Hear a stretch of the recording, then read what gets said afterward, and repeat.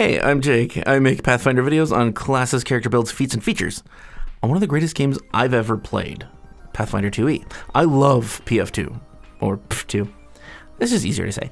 And my last video on familiars did better than I expected. Got a lot of response from you guys, and we got to talk about it a lot. So I'm doing a follow-up to give more elaboration on several things in the system that can improve familiars outside of familiar abilities. And also give more details on ways you can use some of the familiar abilities, manual, dexterity, and skilled in particular. I'll be covering abilities that any familiar can take and a couple familiar builds using some of these concepts to make really interesting and useful familiars. Everything I say is going to be rules as written, except where I make it obvious. So this one might be a little bit dry. It's like a list of a bunch of things. Anyway, if you haven't seen the first video on familiars, go watch that first so this one makes more sense, and then just come back here. By the end of this video, you'll know how to make your familiar into a mean, lean, fire-breathing machine, or a fierce grappler, or a dirty little thief, or just an all-around useful friend, time saver, and delivery service. Okay, first off, I have to say, because it's been seen in other familiar videos on YouTube and posts around the internet, reloading weapons cannot happen with a familiar. It takes an interact action to reload, which is a manipulate action, which familiars can take with the manual dexterity familiar ability. However, familiars can't wield weapons, and wielding has an actual definition in PF2. You're wielding an item anytime you're holding it in the number of hands needed to use it effectively. So a familiar can't reload a weapon. They have to hold it and, do whatever they're doing with the ammunition. I'm going to be going through a lot of lists of things here in this video, and I'll link the text version in the description below. So if you want, you can read along with me while I'm doing this, or you can check it out later. We'll start with spells that work on a familiar. First off, any spell that references companion or any healing spell that says a target. In fact, any spell that has a target. But there are some interesting effects for certain spells, like Thundering Dominance is a second level spell. It gives your familiar bonus to intimidation, but also they can release a giant roar, which does 4d8 damage in a 10-foot radius only to enemies. That's cool. For second level, that's neat. There's Pack Attack, second level. It really just lets the familiar flank better and lets you flank better, whatever. Penumbral Disguise, second level. It makes them better sneaky thieves. It adds bonuses to their sneaking and hiding. Bottomless Stomach, third level. It just lets a familiar hold way the hell more than they normally can. Normally they're limited to 2 bulk because they're a tiny creature and they have no ability scores, so they don't have any subtractions from that. I guess you'd have to have a backpack in their size to increase that at all, but... So, Bottomless Stomach, third level. Heat Vision, third level. It just lets them see heat patterns. Heroism, third level. It gives them bonuses to attack, which isn't just strikes, it's also attacks. So, like athletics type things. Sparkle Skin, which is third level, which if an enemy hits the person that Sparkle Skin has been cast on, glitter bursts out of their wound in a 5-foot radius and can dazzle them, which is also just cool because it's glitter. Alright, Flame Dancer is a 5th level spell, which just adds 2d6 fire damage to attacks. Now, obviously, you can't use that with every familiar, but we'll cover Flame Dancer in particular at the end. Some potions that work on a familiar in interesting ways. Octopus Potion. That lets you make grapples with random additional effects. Also, the Fairy Dragon Liqueur. It gives a euphoric gas breath weapon. The Energy Breath Potion, which was Dragon's Breath Potion pre-remaster. It gives you a breath weapon of a different energy type based on the energy potion you made. Green Wormling Breath Potion. It's a poison breath. Bloodhammer Reserve, it changes the imbiber into an animal. Potion of Quickness, basically haste. Cadence Brew, you belch noxious fumes. Potion of Swimming, gain a swim speed. Potion of Retaliation, when you're hit in melee, your opponent takes damage, elemental damage of a certain type depending on the potion. Potion of Resistance, which is energy resistance. Eidetic Potion, which lets you remember what you've seen during a short window with perfect clarity, which is cool for like having your familiar sneak in alone somewhere, because they're tiny, they can squeeze better than everybody else. Especially the shadow familiar. And they can like perfectly memorize like a map or a schedule or something and just write it out for you later. Because they're familiars. Give them writing implements, especially like calligraphy worms. All right, anyway, Tentacle Potion gives you an extra limb for carrying things or doing simple interact actions like opening doors and stuff. Potion of Leaping helps you jump. Potion of Flying, Invisibility Potion, Bark Skin Potion. Do be careful about the weakness to fire, though. Potion of Expeditious Retreat technically works, but it makes them run away because they're frightened, so that's not great. And any potion that heals also works. Now bear in mind that a familiar cannot activate a magic item, and these are magic items that require an activation. But the rules state that you can feed a potion to a willing ally and you activate the potion. Works for elixirs too. The coolest of these that I mentioned is probably the Octopus Potion, because a bunch of tentacles slapping people. And Caden's Brew, Green Wormling Breath Potion, Energy Breath Potion, and Fairy Dragon Liqueur, because I love the idea of spraying out a cone of euphoric gas and getting your enemies high. So some elixirs that work on a familiar. First level elixirs, I have to cover it, even though it's in question, Bestial Mutagen. It says, you gain a claw, unarmed attack, 1d4 slashing damage, with the agile trait, and a jaws, unarmed attack, 1d6 piercing damage. Granted, familiars can't make strikes, but what if they're given a strike? The Spirit Guide specific familiar is given a strike, and it violates the rule that familiars aren't allowed to strike. So what if they're given a strike? Talk to your GM about that. It seems to be a vague gray area in the rules, so it may or may not work, depending on your GM. I think that, okay, for me personally, I would just let it happen because it's fun. I think technically it shouldn't work, but like logically it should. So, Cheetah's Elixir gives an increase to speed. Energy Mutagen gives resistance to an energy type. Leaper's Elixir lets you high jump or long jump with only one action instead of two. Numbing Tonic gives you temporary hit points at the beginning of each of your turns.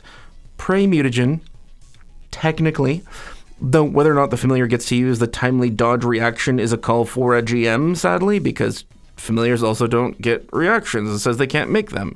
But what if they're given one? Can they make it? Probably not, but maybe.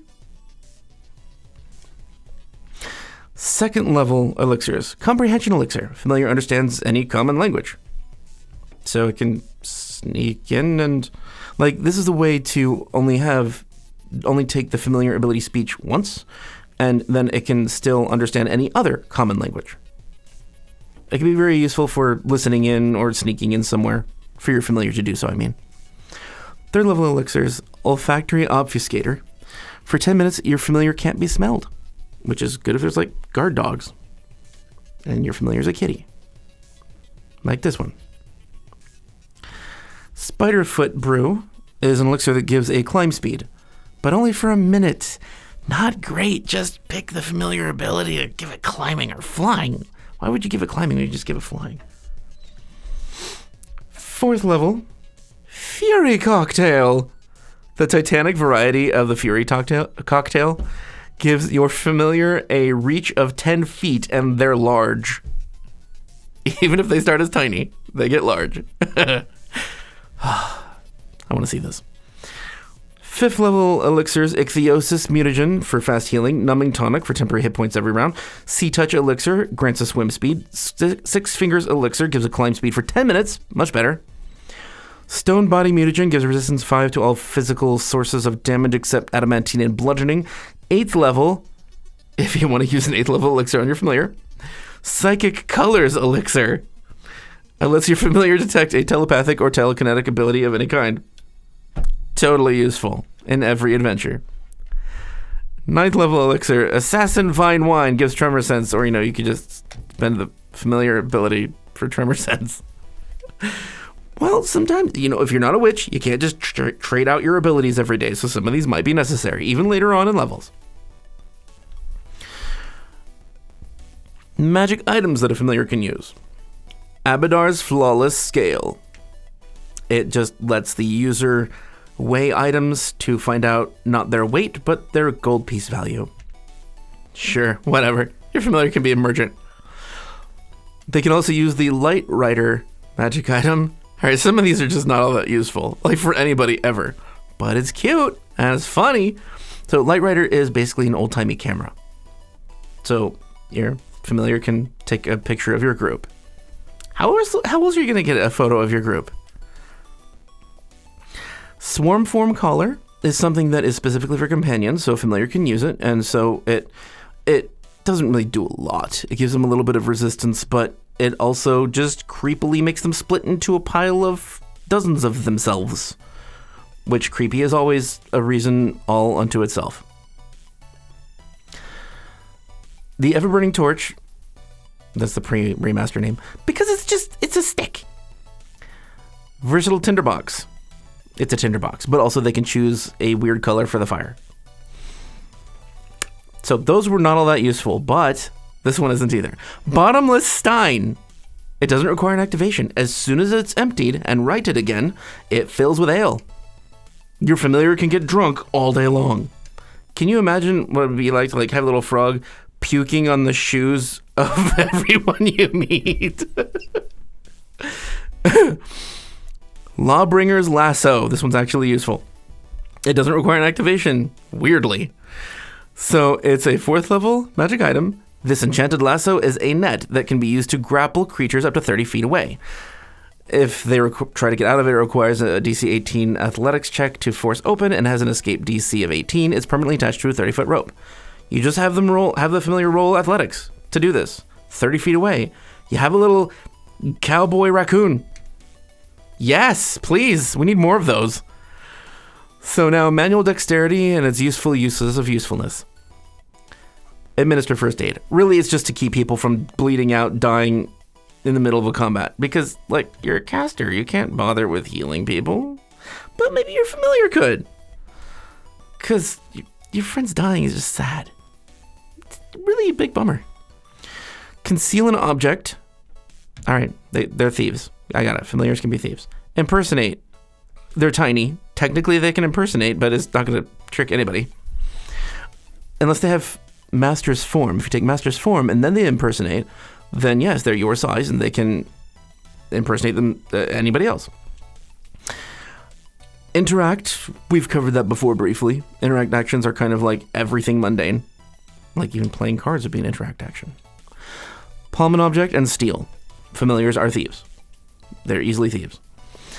The other ability that opens up lots of options is Skilled. I'm going to cover this again as I did in the previous video. Choose a skill other than Acrobatics or Stealth. Your familiar's modifier for that skill is equal to your level plus your key spellcasting ability modifier, rather than just your level. You can select this ability repeatedly, choosing a different skill each time. This means that your familiar will be nearly as good as you with this skill, except that they do not gain your proficiency bonus, because they are never considered trained or better in any skill. If the familiar has the skilled ability for an appropriate skill, they can use any of the following skill actions as well. Escape, Force Open, Grapple, Shove, and Drip. They can make wrestlers and thieves. Alright, I have a bone to pick about the trained actions thing. Here's my problem for trained actions. The remaster has no line about familiars, pets, or companions that says they can use trained actions. The previous rules did have this line. You can look it up on Archives of Nethys. And since the remaster doesn't say they can do trained actions and they have no way of becoming trained in anything, and there's been no errata saying otherwise, there are now a lot of actions that they just can't take anymore. It makes me sad, but in full disclosure, I have to give you the list. So I'm going to mention a skill and then the trained action that they can no longer take. Sucks. Acrobatics, Squeeze. Why? It's just shoving yourself through a crack. It's not that... Why does that take... Whatever. Arcana. Decipher writing, identify magic, learn a spell, tap leyline, borrow an arcane spell. Fine. Athletics. Disarm. Crafting. Earn income, craft, identify, alchemy. Pretty much all they can do with crafting now is repair shit. Fine. Jerks. Deception. Feint. Lore. Earn income. Medicine. Treat disease, poison, or wounds, which is messed up. I was building a build that healed people between combats. It was cool. Nature. Identify magic, learn a spell, tap leyline. Occultism. Decipher writing, identify magic, learn a spell, tap leyline. Performance. Earn income. Religion. Decipher writing, identify magic, learn a spell, tap leyline. Society. Create forgery, decipher writing. Survival. Cover tracks, track. Sucks. thievery. Disable a device, pick a lock. Okay, so they can't do those things anymore as a thief, but they can still steal shit. Because they can still take this steal action. So here's some of my ideas for themed familiars with associated spells or magical items and potions and elixirs. The Spewer build. Thundering Dominance, the 2nd level primal occult spell, lasts for a minute. It gives an intimidation bonus, but also the Thundering Roar. Each enemy in a 10-foot emanation takes 48 sonic damage with a base will save against your spell DC. A creature that fails its will save is also frightened 1. I thought it was critical for a moment. No, it's just fail. Fairy Dragon Liqueur. For 1 hour after you drink it, you can use a single action to breathe out a 15-foot cone of euphoric gas. Each creature in the cone must attempt a 23 DC will save. After you use this breath weapon, you can't do so again for 1d4 rounds. The least it does is Stupefied 1 for 1 round. The best it does is Stupefied 2 and Slowed 1 for 1 minute. Which is awesome for your familiar to be slowing people. Granted, critical failure. Still cool. Energy Breath Potion. For the next hour, you gain a breath weapon that is a single action that does 4d6 damage of a specific element. And each creature in the area must attempt a DC 23 basic save. After you use the breath weapon, you can't do so again for 1d4 rounds. Cadence Brew. For an hour, you gain a 15-foot cone of intoxicating vapor with a burp that can be heard for 100 feet. So not that subtle, but neither is fire breathing. Any creature in the vapor must attempt a DC 25 Fortitude saving throw. After you use this breath weapon, you can't do so again for 1d4 rounds.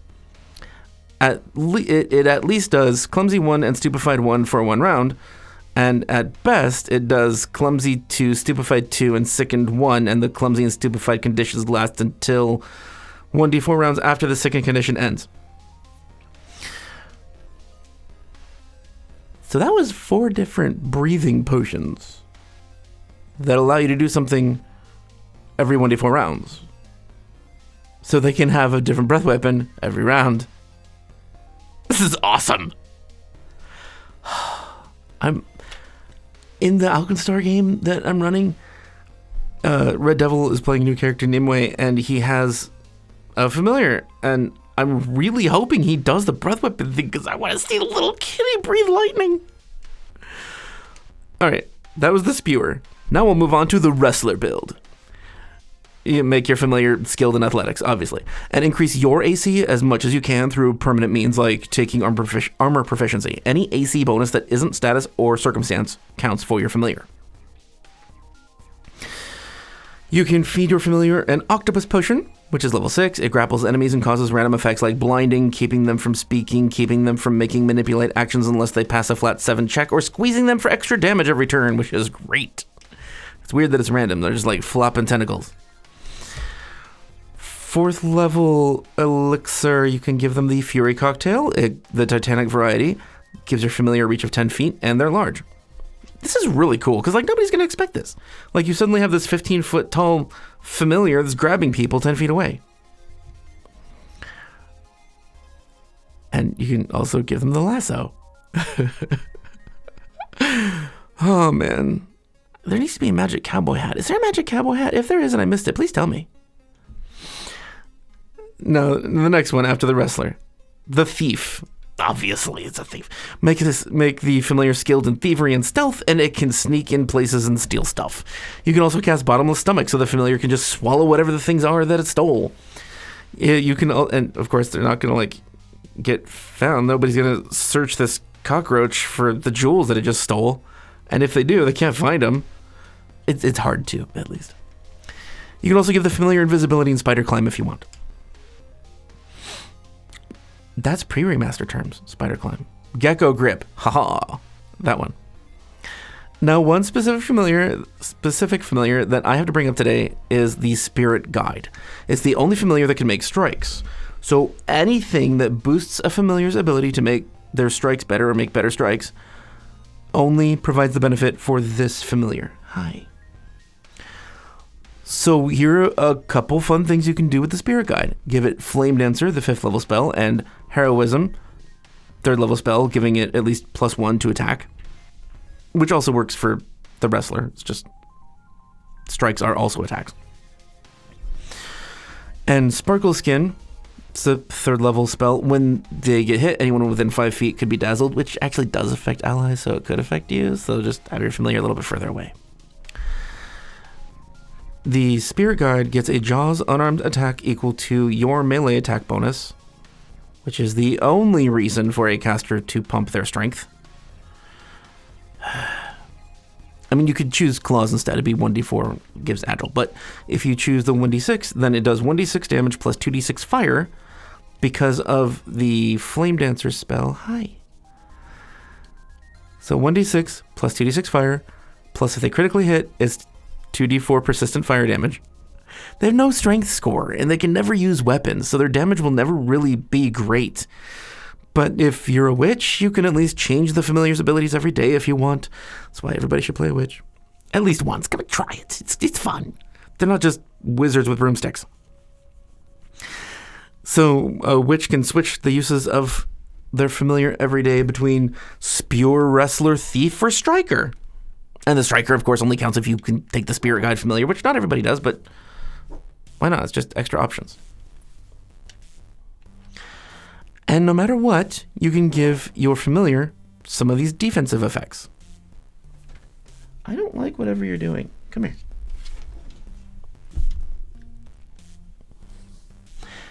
The Ichthyosis mutagen for fast healing. Numbing tonic for temporary hit points every round. The Stone Body mutagen gives resistance 5 to all physical damage except adamantine and bludgeoning. And, whatever spells you want to pile on. All in all, I would say that familiars are way the hell more versatile than I first thought, and it's really fun to figure out these things that they can do. Nimue, Red Devil's character in the Alkenstar adventure that I'm running, has a familiar that can do these cool things, and the NPC Edmund also does. So I'm really looking forward to doing that and seeing how they interact. I'm going to try to make Edmund's familiars drunk all the time. One familiar. No, not multiples. So anyway, even though the familiar can't use just any magic item, there's still a lot of fun. And you can do a lot of weird stuff. And I haven't even gone into all the buffs that all of your teammates could give based on their classes and their abilities. But I do have to say that if you're going to use a Wrestler or Striker familiar, then you'll probably want to give as many negative conditions as you can to the enemies to give your familiars rolls the best fighting chance they have. Aside from what you can do, I have to say I don't really like that the Spirit Guide gets your regular melee attack bonus. You're a caster. You suck at melee attacks. So they're never going to be great at it. And they already can't benefit from any kind of proficiency bonus or magic weapon. Or magic armor on them, but whatever. So myself, as GM, I would say that you could add your primary casting stat to the attacks of your familiar instead of strength. Just because it's better and more useful. And more fun. We're playing this game for more fun. So just let them do that. Anyway. Let me know what ideas you had for making the familiar useful and anything I might have forgotten in this list. I'd like to hear about them so we can all add our ideas to the working list. I'm working on making another familiar video. This one has just run too long already, so I had to cut it off here. So we'll collect things and put them in the next familiar video. I appreciate you being here, and thank you for your attention. Also, thank you patrons for caring for this channel as much as you do. I appreciate your monetary assistance, obviously, but also I really like that we can chat about stuff and that you seem like cool people. I guess the people that I can't say seem like cool people just never talk. So they're not jerks. They're just not. In Discord is what I'm talking about. For everybody who isn't in Discord and watching this, you can join Discord. Just go to the YouTube page, and I'll put a link in this video as well. And remember, when you look at a clear sky or a sheet of paper or a blank monitor, and you see those little squiggly floaters, that's little bits of clumped up collagen or strands of the gel that makes up your eye. So you're actually looking at your own eye, which is freaking gross and has been creepy to me my whole life for some reason. Although, when I was a kid, I used to think that it was fairies or energy fields or spirits or something that I was seeing. Nope, I was just dumb. Anyway, the prior familiar video is here, and a list of build videos I made is here. Have fun.